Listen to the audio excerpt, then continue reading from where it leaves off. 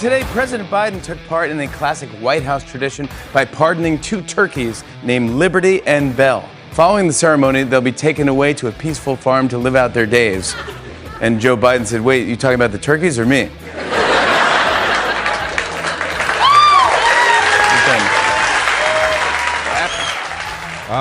The Democrats cheering and applauding the demise of Joe Biden as he's sent out to a farm to live out his days.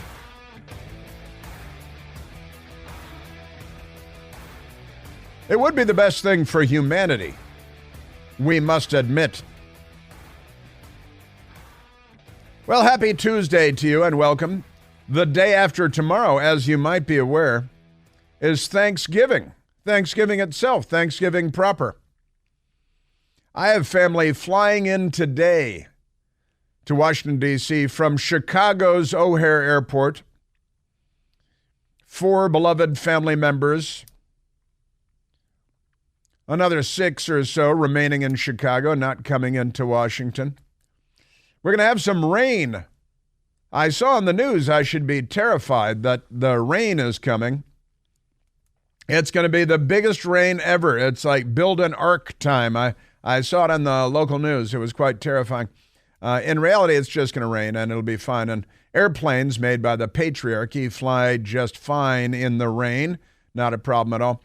In fact, they can be struck by lightning in mid-flight and be just fine. Just fine. And yesterday, the Democrats and the Biden administration were, what would you just say, celebrating? Was it celebrating? Is that what they're doing? Transgender, what were they calling it? Awareness Day? Transgender Awareness Day. I think is what they're calling it. Remembrance. Remember, like it's the Holocaust. Yeah. And they said that 26 transgender people lost their lives in the United States last year under nefarious circumstances. They didn't explain that pretty much all of them were killed by people they know and were having sex with, but pay no attention to that. 26 people. And then my friend Marty and I were going back and forth on this, and we went to this government website. Turns out 28 people on an average year in the United States, 28 people are killed by lightning strikes in the United States. And then 26 transgender people are murdered usually while, how do you say this?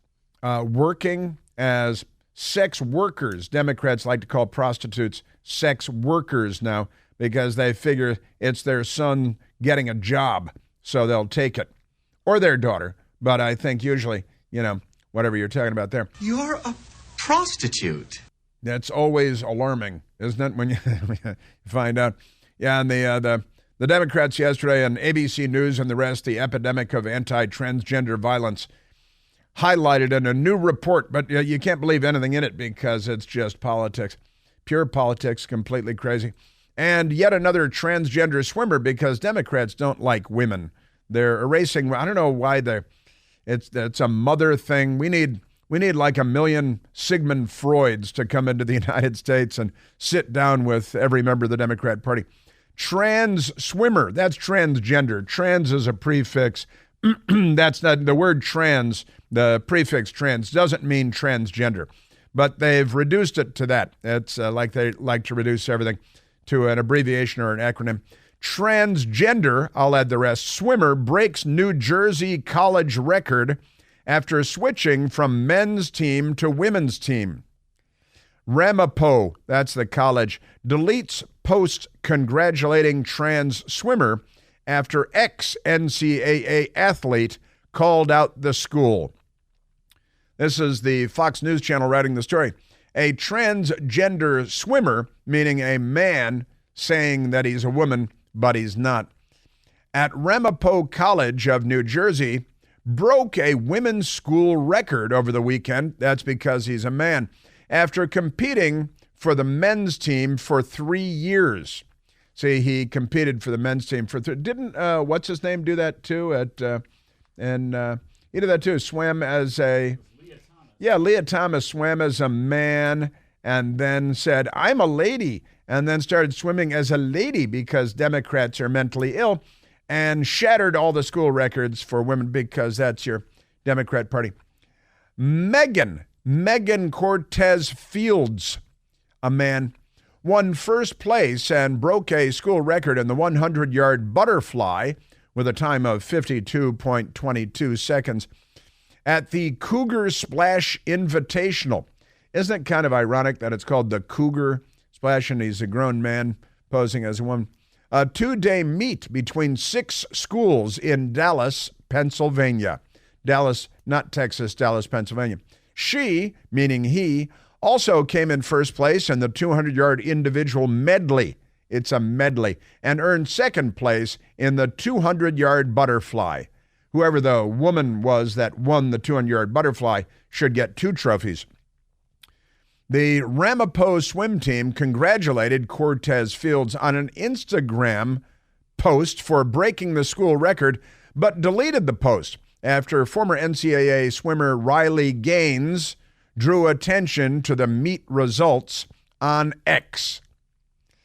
And Riley Gaines posted the Ramapo College Instagram account that posted the photo of the male swimmer has now deleted the post.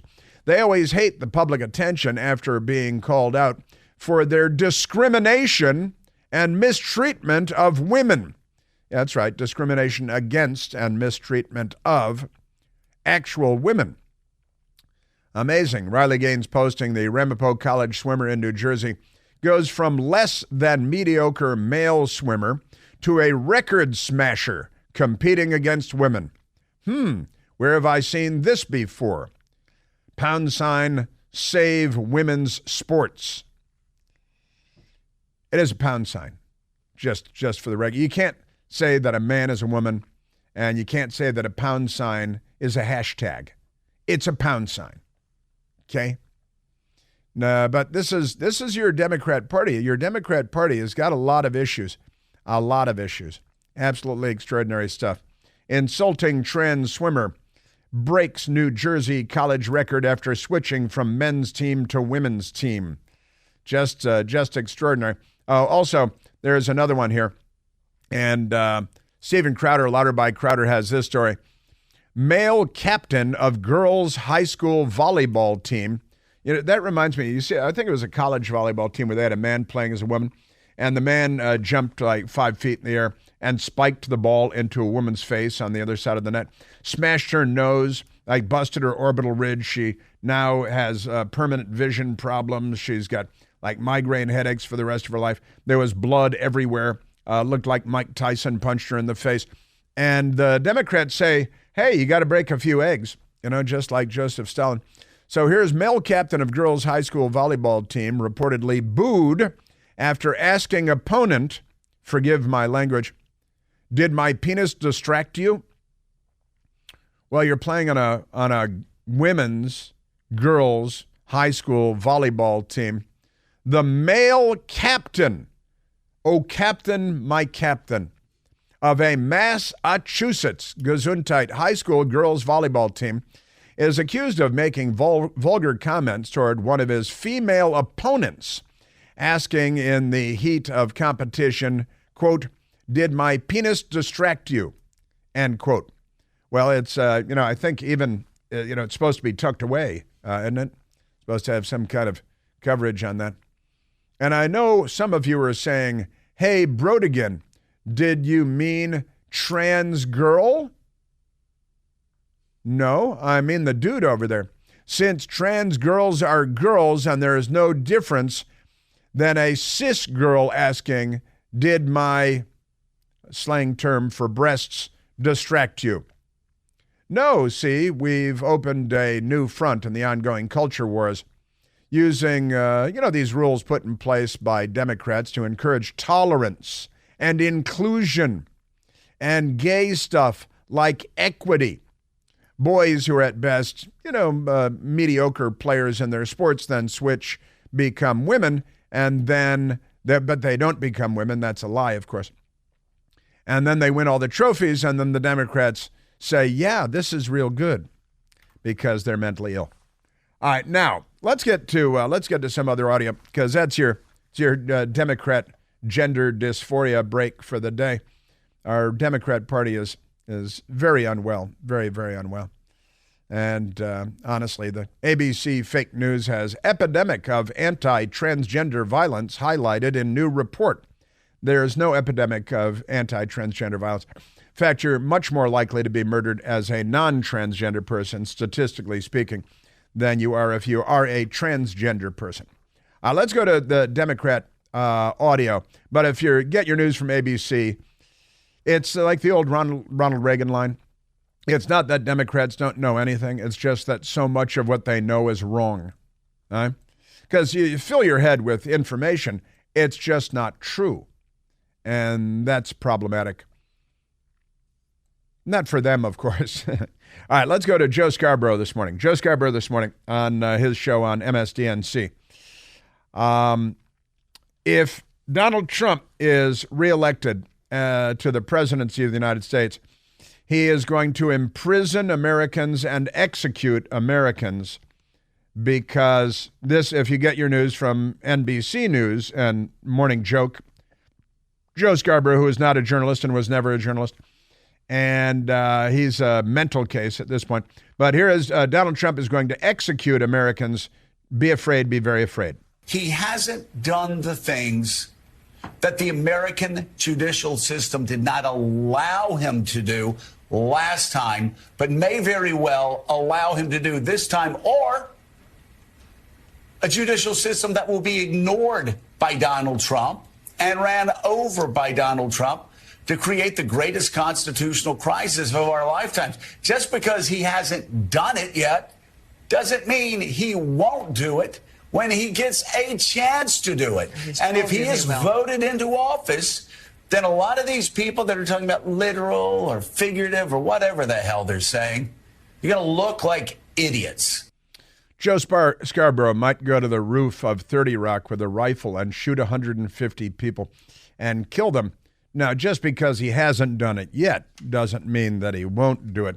But wait, Donald Trump is going to kidnap, jail, and execute people. He will do, he will get away with, he will imprison, he will execute whoever he's allowed to imprison, execute, drive from the country. Just look at his past. It's not really hard to read. And drive from the country. We're hoping that Barbara Streisand will make good on her claim and she'll flee the country. Though he's going to imprison and execute the people. This, if you watch MSNBC and you believe this, you are very severely mentally impaired. He's going to imprison, execute, and drive from the country. Just because he hasn't done it doesn't mean. Now, I've been sharing with you the last couple of days, The Economist, and then the Washington Post reproduced it yesterday. The Economist had a headline, Donald Trump poses the biggest danger to the world in 2024. Of course, my friend Tim pointed out yesterday that he won't be inaugurated again until 2025, so their timeline is also wackadoodle, but never mind that. And then Congressman Dan Goldman, who's a left-wing Democrat America hater from Brooklyn, New York. I shared this with you yesterday. He was on the television over the weekend. And, it was yesterday morning, also on MSDNC. And it was Sunday? Yeah. It was Sunday. And he said that Donald Trump must be eliminated. That man cannot see public office again. He is not only unfit, he is destructive to our democracy, and he has to be eliminated. He has to be eliminated. Now, what does that word mean? It reminded Michael and I of Michael Beschloss, the award-winning presidential historian and media pundit, who in 2022, days before the midterm elections, warned us about the looming apocalypse. What was at stake tonight and this week was the fact whether we will be a democracy in the future, whether our children will be arrested and conceivably killed. We're on the edge of a brutal authoritarian system, and it could be a week away. And then he sent a check to Planned Parenthood. Whether our children will be arrested and killed. And this passes for journalism and for highbrow intellectual discourse. He was a respected presidential historian, but the Trump derangement syndrome has caused severe brain damage. Honestly, your children will be arrested and killed. Trump has to be eliminated. Trump will imprison and execute people. He did have Qasem Soleimani killed the Iranian terrorist leader. That's our Democrat Party. And then they wag their fingers at us about political rhetoric. He has to be eliminated.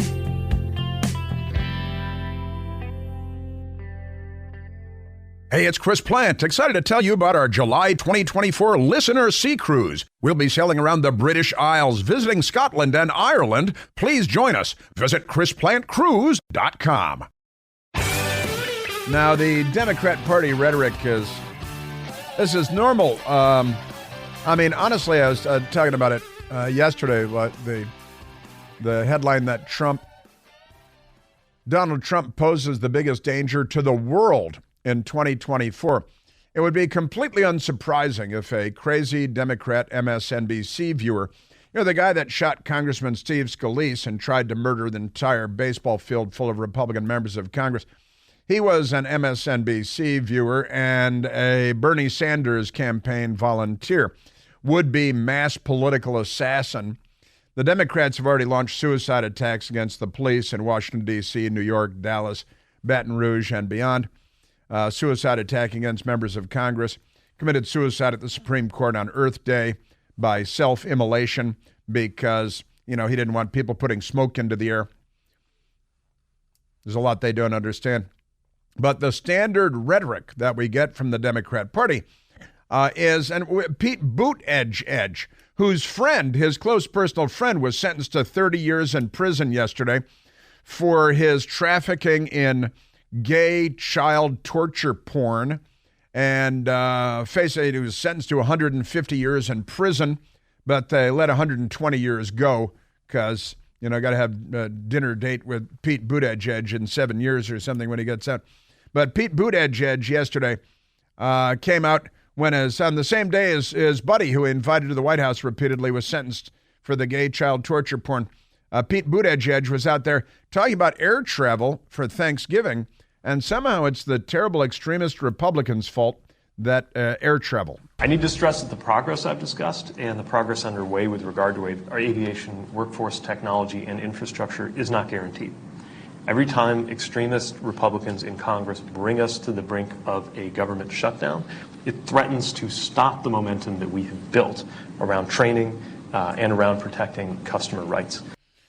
Did they then attack the DNC headquarters in a violent mob and injure 6 police officers and threaten members of Congress and terrify, who was it? It was Debbie Dingell, who inherited her House seat from her late husband, because we're a lot more like the Philippines than we'd like to admit.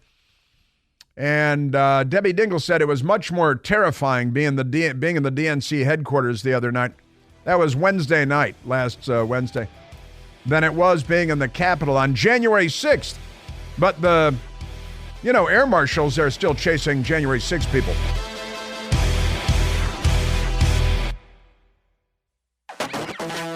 What was at stake tonight and this week was the fact whether we will be a democracy in the future, whether our children will be arrested and conceivably killed.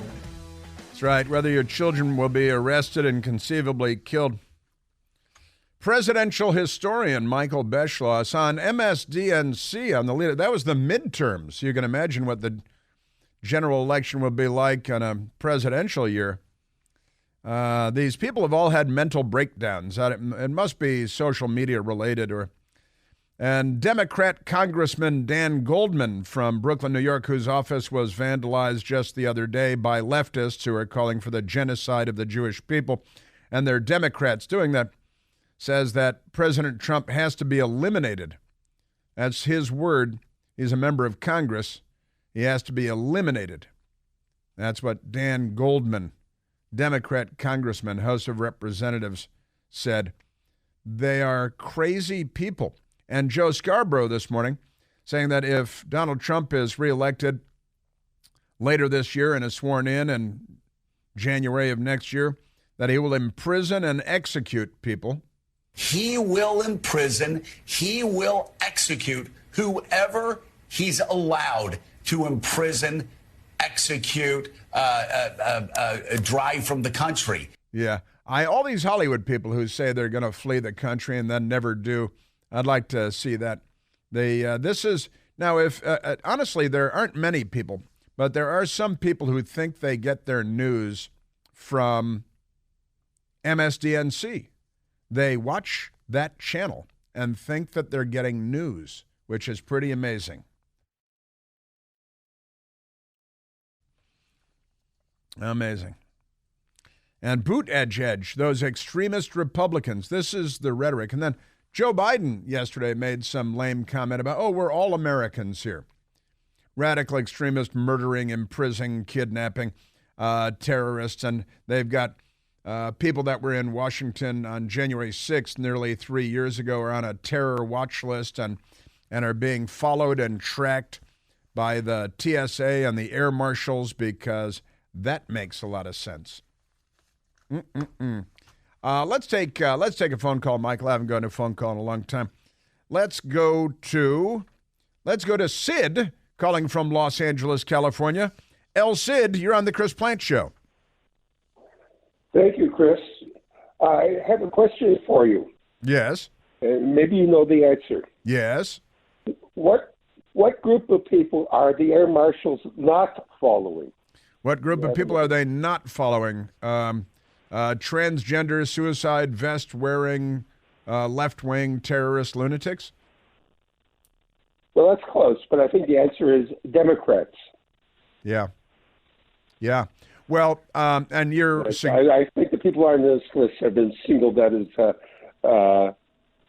Democrats, singled out Republicans, and maybe even Trump supporters. Right. Well, that's... Look at their political background. Sure. Got on the list. That's exactly what the air marshal woman said, is that, they're being targeted by the federal government, law enforcement, air marshals, transportation, TSA, whatever it is, safety, security, Transportation Security Administration. And they're using those federal law enforcement resources, those federal law enforcement assets, to target political enemies nearly 3 years after January 6th. And again, the lefties just attacked the DNC headquarters the other day. No innocent woman was shot and killed for no particular reason, but it was a violent political attack orchestrated in large part by the Democrat Socialists of America that came down from New York to stage the attack. They were concealing their identities with masks. They violently attacked a political headquarters. It fits the definition of insurrection, if you want to look up the definition of insurrection. We have, Sid, I think what you're saying is you're observing that we have a politically driven federal law enforcement apparatus that is targeting the political enemies of the Democratic Party. Exactly. It's what Joe Scarborough says that Trump would do. They're doing right now. Right. Yeah, no sense of irony, right, Sid? I mean, honestly, that's amazing stuff. Sid, thank you. Thank you for the call. Thank you for the call. Yeah. And the TSA is putting out news. Oh, it's going to be the biggest travel week on record. But you're busy following people that flew. And the nice woman from the Air Marshals Group, Sonia Labasco, director of the Air Marshals National Council, said that one man who made it onto their list was actually in Washington, D.C. for a funeral. Flew in for a funeral, made his way to the Communist Party's list here. And honestly, I got to tell you, let me just tell you. Sid, thank you. There was a story I wanted to get to yesterday, and I didn't get to it, but it's kind of a funny story. The big peaceful rally on the Mall, the pro-Israel rally, not the pro-terrorist rally, which the Democrat Party rallies all are at this point, pro-terrorist, pro-radical Islamic Jihad. They've brainwashed young people to be pro-Osama bin Laden now. The soil had already been tilled, and when they read a 2-page letter written allegedly by Osama bin Laden in 2002, a whole passel of 20-somethings in the United States of America said, wow, Osama bin Laden is right. My eyes are now opened. Now I see the world. And these are college-educated liberals, self-described liberals, who are now adjunct jihadis. You know how like they put that LBGTQIAA. One of the A's is allies, right? Like nobodies and ally. I mean, you people need to get over yourselves. Honestly, nobody cares what you do. Really, if you just shut up every now and then, that would be appreciated, though. And I know that's impossible. But they are allies of Hamas. We added the other day LGBTQH for Hamas. And then we should add A, allies, because they're literal allies. And it happened like that. That was me snapping my fingers. Like that. It just happened in no time at all. Suddenly, people that self-describe as liberals were chanting from the river to the sea, and young people praising Osama bin Laden in no time at all. And that's because the Democrat Party has been tilling this soil with DEI, diversity, equity, inclusion, which I and now some other people like to call DIE because, it's more appropriately called DIE. And DIE America is their movement, and they're murdering America right before our very eyes. And, of course, critical race theory opens the door to being pro-Hamas and anti-Israel. And that's what they have been using to indoctrinate people in schools all over the place. Now, at this very peaceful rally last Tuesday, my best girl was there. A number of friends of mine were there. I would have been there, but I work a lot and I couldn't make it. There was, my friend Marty was there, and he said that he saw a woman with a sign. The best sign at the rally of 300,000 people who are pro-civilization and anti-mass murder, right? Which I am. I'm pro-civilization. I'm a Zionist. I believe that Israel has the right to exist. And Israel is civilization in that region, and Hamas is barbarity and blood-drenched murder. And that's why you can see why the Democrats would come down on the side of Hamas, right? But my friend Marty's there, and we were talking after we were having some beers. And he said, oh, yeah, there was a woman walking around. There are all kinds of signs, pro this, pro Israel. But there's a woman walking through the crowd with a big sign over her head that she made with a black magic marker on a big white cardboard board. And the sign said in this crowd of 300,000 people on the mall, I'm single. I'm single. The sign said. So here's a woman in the crowd who is thinking, Washington, D.C., it's kind of hard for a normal woman to find a normal man. And I keep hearing about this, actually, from young women that I work with, women primarily in their 30s, who just shake their heads and say, well, what happened to all the normal men? You can't find any normal men in Washington, D.C. Half of them are gay, and the half that aren't gay are, not the kind that maybe you're looking forward to marrying and settling down with someday. Can't throw a football, can't catch a baseball, and are wrong about everything. I was talking to one nice young woman recently who's normal and healthy and well-adjusted. Went on a date, and shortly into the date, the guy started trashing Tucker Carlson, hate Tucker Carlson. And what was the other part? Hates Tucker Carlson. And, hates Trump, of course. And, there was another one along that line. And she said, well, that was it. I knew that was it. It's like it was going to, date number one, you're trashing Tucker Carlson. Why trash Tucker Carlson? Because you're probably an MSNBC person. And you got these brainwashed zombies out there. But in any case, this woman shows up at a crowd of 300,000 people, pro-Israel rally, with a sign that just says, I'm single, because it's that hard for a woman to find a normal date in Washington, D.C. in 2023. And that is a funny story. Also on the other side, it said hummus, not Hamas. The chickpea spread, which is delicious. Middle Eastern food. Hummus, not Hamas. And now it turns out that a Jewish publication, Forward, has a story on the woman because she got like 1 million clicks or something.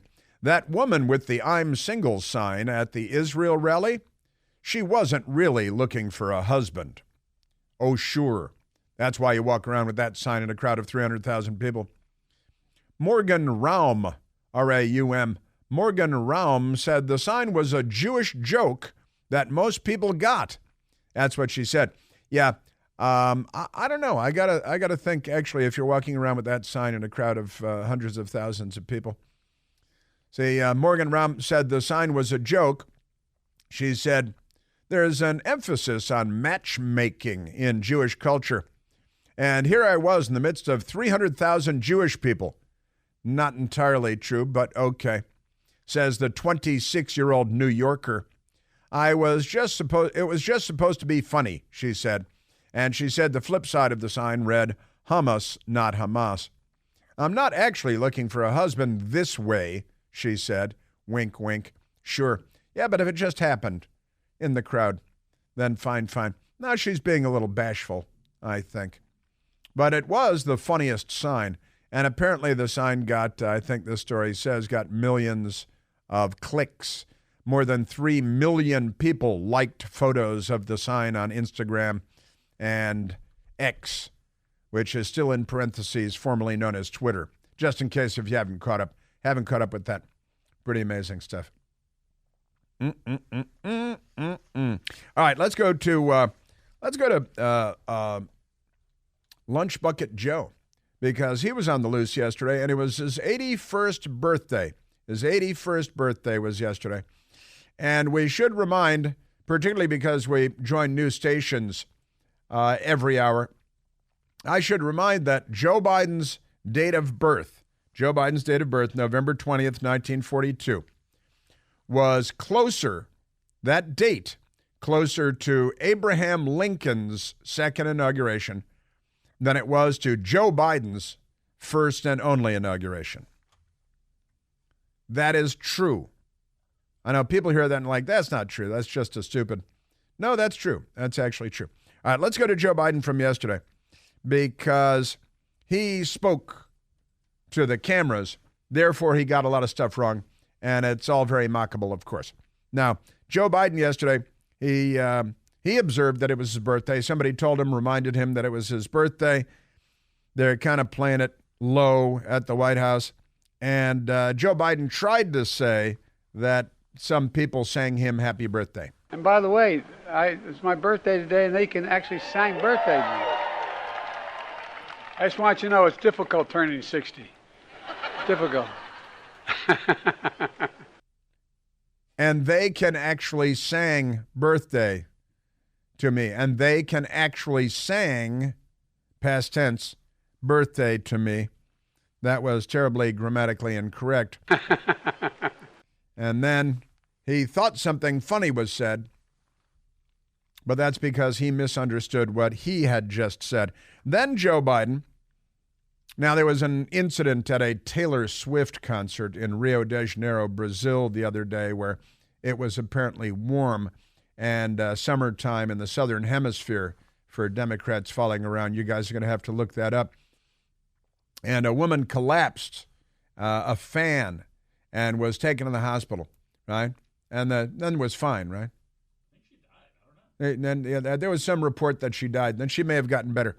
And so Joe Biden confuses Taylor Swift with Britney Spears, and then to do himself one better, he also mentions the Beyonce tour because he has no idea what he's talking about.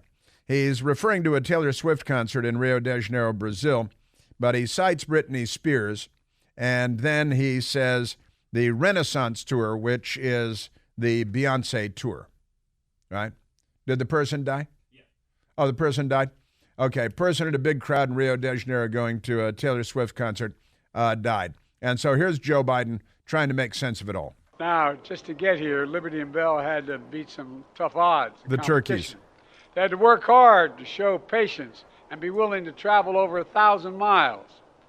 You could say even this harder than getting a ticket to the Renaissance tour or Britney's tour. She's down in, it's kind of warm in Brazil right now.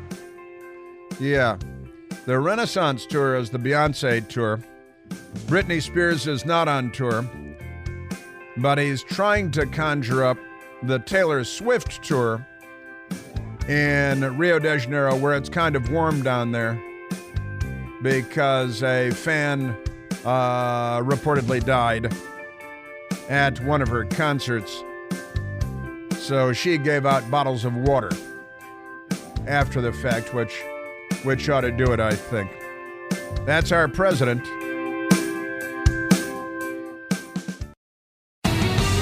Also, the Republican Attorney General in Virginia fighting against the anti-Semites, the Democrats.